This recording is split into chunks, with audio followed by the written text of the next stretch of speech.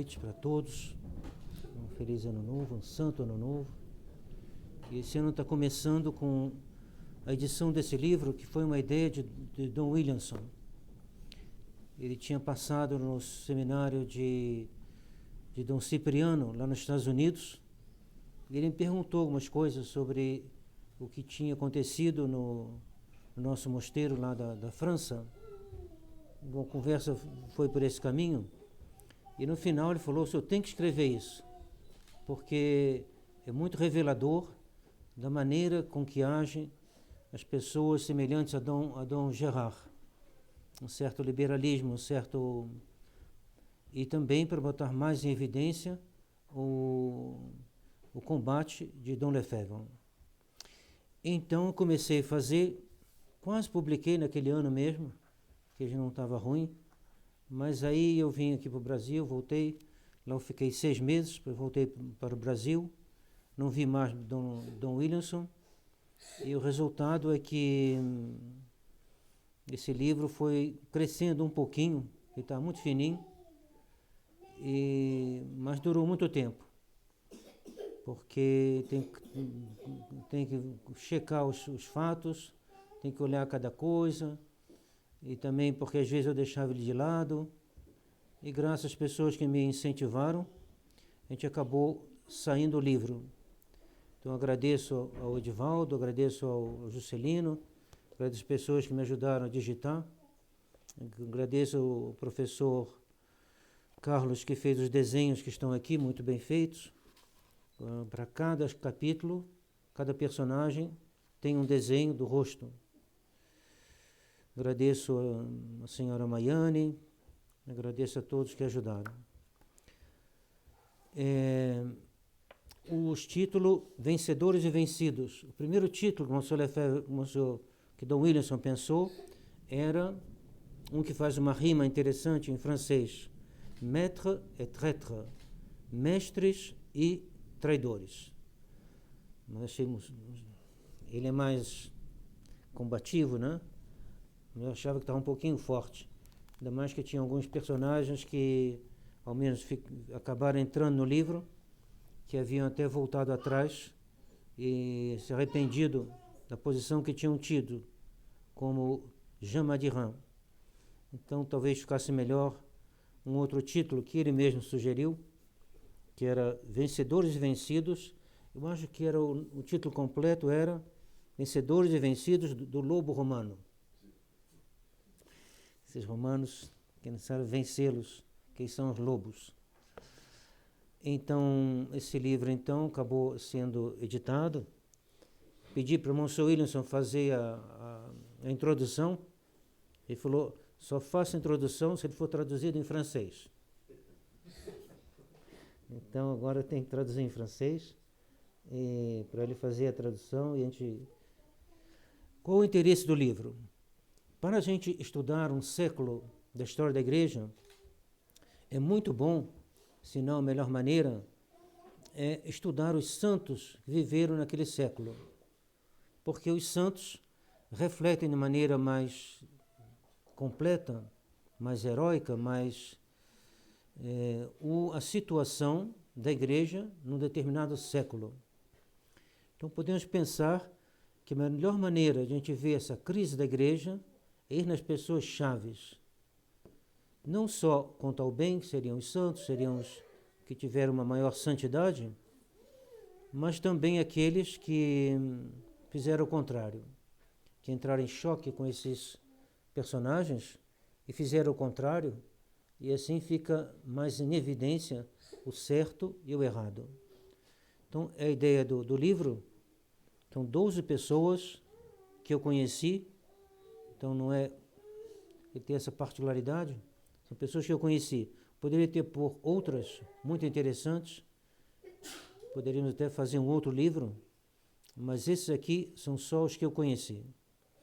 12, então 6 que resistiram ao modernismo e 6 que se deixaram levar, não necessariamente porque viraram modernistas, mas que cederam, foram vencidos pela política dos modernistas. e acabaram cedendo um pouquinho na doutrina também, uns mais, outros menos. Eu vou contar um pouquinho de algo que me diz respeito de maneira mais próxima, que foi Gustavo Corsão. Então, Gustavo Corsão pertencia ao Centro Dom Vital, no qual ele tinha um papel eminente, dava aula, e foi lá que meus pais estreitaram laços com Gustavo Corsão. Finalmente, esse Centro Dom Vital vai ser influenciado pelos modernistas, e o Corsão vai ter que sair do Centro Dom Vital, ele vai passar um tempo, um período sem estar ligado a nada, e finalmente ele vai fundar a Permanência, 1968. Nesse momento, ele tinha um amigo chamado Fernando Carneiro, que morava no Rio Grande do Sul, se eu não me engano. E Fernando Carneiro chegou na casa dele e disse para ele assim: Corsão, você já imaginou que seria uma França comunista? O Corsão deu uma resposta lá sem dar muita importância, e o Fernando Carneiro insistiu: Corsão, você já imaginou que seria uma França comunista? Porque em 68 havia tido uma manifestação das universidades de Paris, de algumas, em prol do comunismo, em prol da confusão geral. Então Fernando Carneiro acrescentou: hoje de manhã eu ofereci a minha vida pela França. E pouco tempo depois ele morreu, uma parada cardíaca. Então a gente vê que a Permanência, que o Corsão, então, estavam sempre no combate pela igreja, o que era muito... E quando eu tinha lá por 12 ou 13 anos, minha mãe levou numa conferência, que até hoje eu guardo assim o esquema que ele fez. Ele gostava de usar o quadro negro, porque dizia: o quadro negro ajuda a fixar a atenção. E ele era um professor de mão cheia, nunca vi igual, nem na França. E ali se combatia tudo que era contrário à doutrina da igreja. Então, o comunismo, o Teilhard de Chardin, o centenário de Lutero. Havia não sei se ele era bispo na época, Castro Pinto, que fez queria comemorar um centenário de Lutero. Então o pessoal da Permanência foi na rua, foi diante da Cúria, não sei exatamente onde foi, a protestar contra essa... Então a gente vê que já naquela época, que devia ser o quê? 65, isso foi antes da Permanência. 65, 66, esse ecumenismo, ele estava em toda parte. Fazer uma comemoração para o centenário de Lutero. Depois ele acabou tendo dificuldades com os monges do Rio. Isso veio primeiro pelo concílio. Pelo que eu me lembro, a posição do Corsão era a seguinte: o concílio não é ruim, mas as interpretações do concílio são ruins. Com o tempo ele vai mudar de visão, mas Monsieur Lefebvre vai ver bem mais depressa do que ele, e Dom Antônio Castro Maier também. Mas só para dizer um pouquinho o meio que eu pude conviver ali no Rio de Janeiro. Quando veio a nova missa, ele a atacou violentamente, mas ele dizia: todos os padres, amigos que eu conheço, rezam a missa nova. Então ele começou a ir à missa nova. Só mais lá na frente que ele vai parar de ir à missa nova. Então a gente vê como é importante as amizades. Às vezes uma pessoa, né, muito lúcida, por causa das amizades, vai ter uma posição que podia ser melhor. Ele não conhecia Dom Antônio Castro Maier, não tinha contato, e não conhecia Dom Lefebvre também não. Mas ele teve algum contato com o movimento da França que chamava Cité Catholique. Se eu não me engano, Monsieur Lefebvre ia lá. Eles se reuniam uma vez por ano em Lausanne, E isso foi um meio de vir um dos membros dele veio ao Brasil e fez uma conferência muito interessante sobre De Gaulle. Ele conheceu também a revista Itinéraire, que era a melhor revista que havia na época na França, e revista que vai defender Monsieur Lefebvre, e muito excelentes colaboradores.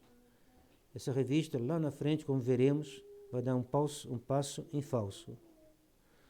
Então ele foi à França também, e esses contatos, o que aconteceu é que eu fui perguntar ao Gustavo Corsão o que ele me recomendava.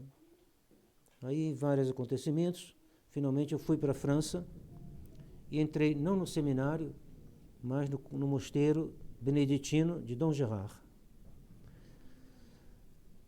Mas a pessoa central da história da igreja na segunda metade do século XX é Dom Lefebvre.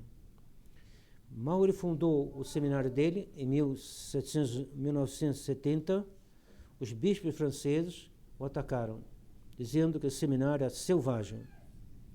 Esse combate, Monsieur Lefebvre, com Corsão a gente vê o combate, em Dom Lefebvre a gente vê mais ainda, um combate terrível, mas que ele fazia com um sorriso. Ele não perdia a calma, mas era um combate terrível.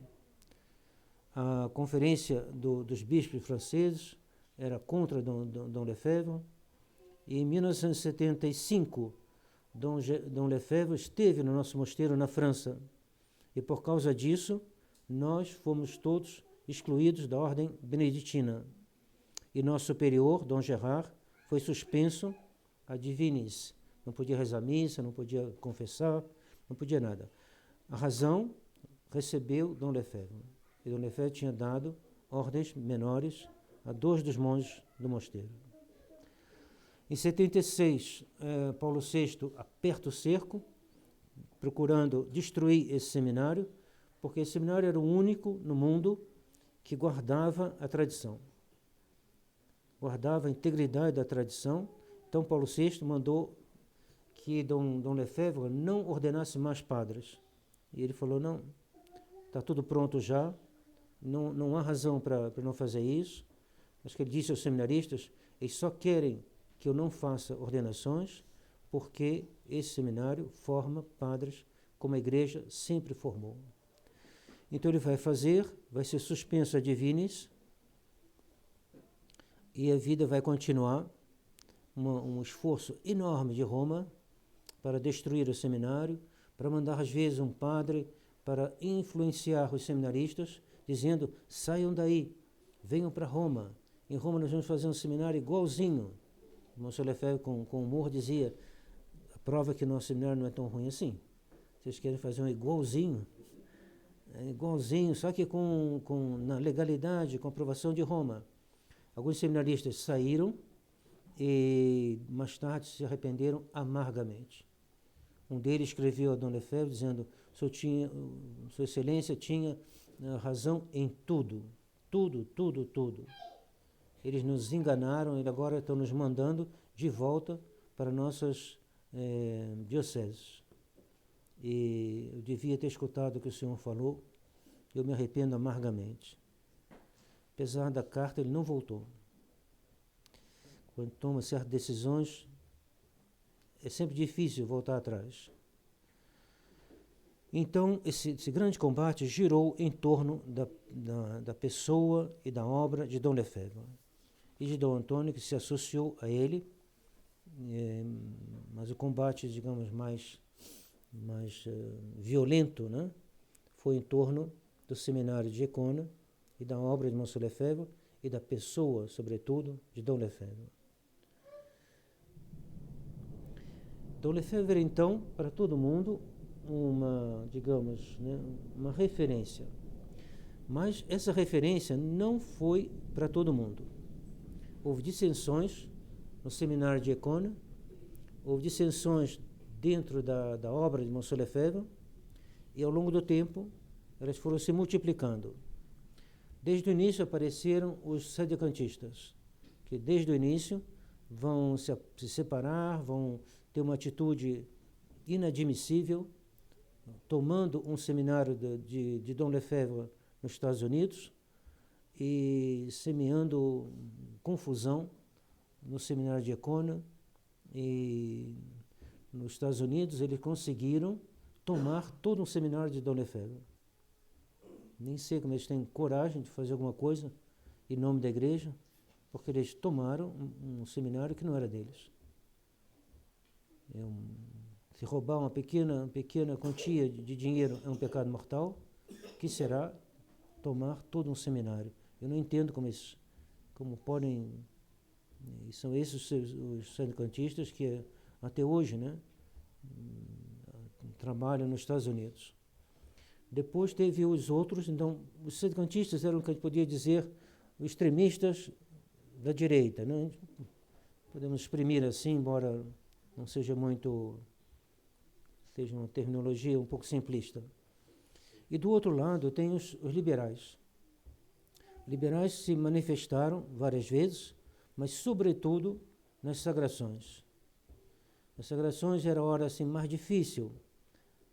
Bom, não sei se merece o termo de liberais, mas digamos, eles não tiveram a lucidez da fé. Eles não tiveram essa compreensão de que Monsieur Lefebvre era o homem providencial. O que eles fizeram então? Eles vão se separar. Então esse livro vai mostrar vários desses que se separaram de Dom Lefebvre, sobretudo no momento das sagrações. Então, aqui tem Jean Madiran. Jean Madiran vai separar de Dom Lefebvre, que era o diretor da revista Itinéraire, mas antes de morrer ele vai voltar atrás. Tem Dom Gérard Calvet, que fez um mal inexprimível aos franceses, que ele era muito, muito conhecido, e ele vai fazer tudo para fazer com que a sua posição fosse adotada, fosse considerada como a melhor. Ele dizia: Roma dá tudo e não pede nada. Mentira, ou seja, ilusão ao menos, ilusão completa. Então ele dizia: se Roma dá tudo e não pede nada, por que eu vou recusar de estar bem com Roma? Bastava perguntar para ele: se Roma dá tudo, por que ele não dá os 4 bispos a Dom Lefebvre? Não, claro que não. Mas ele convenceu a comunidade dele, na qual havia uns 25 padres, mais ou menos, todos eles ordenados por Dom Lefebvre. E todos eles se separaram de Dom Lefebvre, a não ser aqui em Santa Cruz, de alguns outros, mas o grosso da tropa seguiu Dom Gerard. Depois tem Dom Licínio Rangel. Dom Licínio Rangel foi mais tarde, junto com Dom Fernando Rifan, que eles vão fazer um acordo com Roma. E para Dom Rifan, hoje em dia, Monsieur Lefebvre é um cismático. E Dom Antônio Castumayer, um bispo sem muita firmeza, sem muita clareza, desdenham Monsenhor de Castumayer. Depois tem Dom Felé. Dom Felé é o que mais fez mal, continua a fazer mal, porque a posição de Dom Felé, mesmo se ele não fez um acordo, como fez Dom Gerard, ele botou uma grande confusão dentro da Fraternidade de São Pio X. Quando 3 bispos da Fraternidade escreveram para ele, mostrando o erro dele, e essa carta está aqui, ele respondeu: os senhores não têm espírito sobrenatural e senso da realidade. E esses 3 bispos eram Dom Tissier, Dom de Clareta e Dom Williamson. Então, 3 bispos da Fraternidade escrevem a ele e dizem: o senhor está indo pelo caminho errado, o senhor está indo para o precipício. Ele responde: são os senhores que estão errados. Então, é uma carta que nem pouca gente conhece, porque a Fraternidade não deve ter vergonha dessa carta, de vergonha. Eu não sei se ele tem vergonha dessa carta. Esse que é o problema. Mas quem quiser ler, ela está aqui e é muito, muito esclarecedor. E aqueles que ficaram firmes, então, Gustavo Corsão, mas ele não conheceu a questão da sagração, mas ele foi no Brasil, entre os leigos que escreviam, foi o mais brilhante, o mais lúcido. Depois vem o padre Eugênio de Villeurbanne, que é o fundador dos Capuchinhos de Morgon. É um homem extraordinário. Não tinha uma visão tão profunda assim da crise quanto Monsieur Lefebvre, mas era um fiel. Ele pediu que Monsieur Lefebvre rezasse a missa de enterro dele. Ele, como ele foi ficando velho, ele deixou a direção do convento para os capuchinhos desse convento, ao menos lá na França. Deixou a direção para o Père Antoine, que tinha 30 e poucos anos. E eu vi lá no refeitório, porque tinha muito assim, contato com os capuchinhos, então vi no refeitório chegar o Père Eugênio, com 80 e tantos anos, ajoelhar diante do Père Eugênio, que tinha 30, e o Père Eugênio era o fundador, e pedir a bênção, então o Père Antoine dá a bênção para ele, e o dinheiro da passagem. O Père Antoine dá o dinheiro da passagem. Isso aqui é religioso. Então tem o Père Eugênio, depois tem Dom Antônio Castro Maia, depois evidentemente Dom Lefebvre, e depois tem Dom Anjo, que esteve aqui, começou sua vida religiosa aqui, e morreu na França, muito querido aqui e muito querido na França. E por último, Dom Williamson. Então, eis aí o livro. O livro quer ser uma contribuição para o combate da igreja, e espero que ele traga. Procurei ser bem exato assim na parte histórica, mas se tiver algum erro, alguma coisa, uma imprecisão, pode me dizer que eu corrijo na próxima edição, ao menos vou tentar. Acho que temos que terminar. Então, se alguém quiser uma dedicatória, alguma coisa assim, é só trazer o livro aqui. Se alguém quer fazer uma pergunta também, pode fazer. Senão, a conferência ela mesma está terminada.